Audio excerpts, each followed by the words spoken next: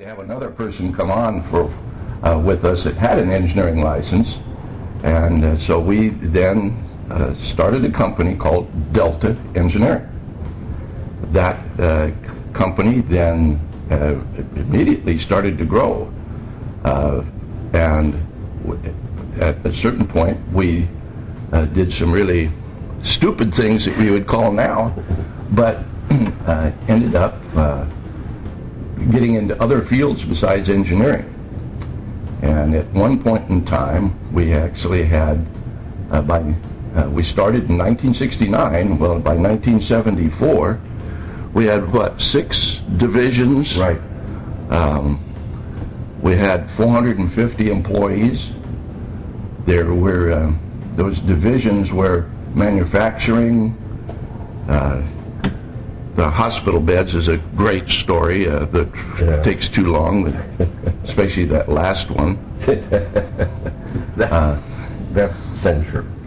And then we had architecture, we had a construction company, we had a sewing operation, and then the engineering and company called Seattle Marine Laboratories, which, and in 1974, we decided to build, actually in 1973, we decided to build 5,000 hospital beds and didn't do very well at it. No.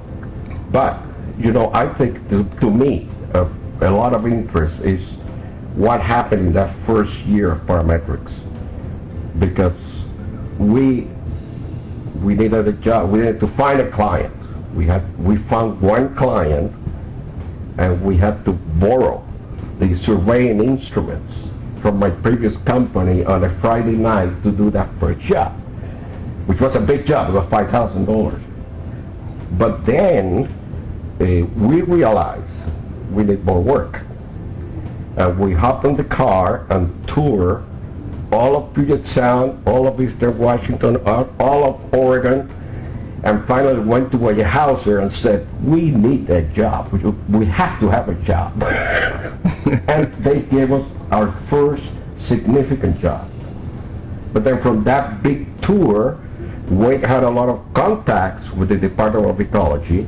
We developed a number of clients along the route that we traveled for. I don't know how long we were traveling from city to city to city. But from there on, once we started working with Weyerhaeuser and some other companies, then the company started growing, like Waite said, by 75. It was really out of proportion. It was really, really large.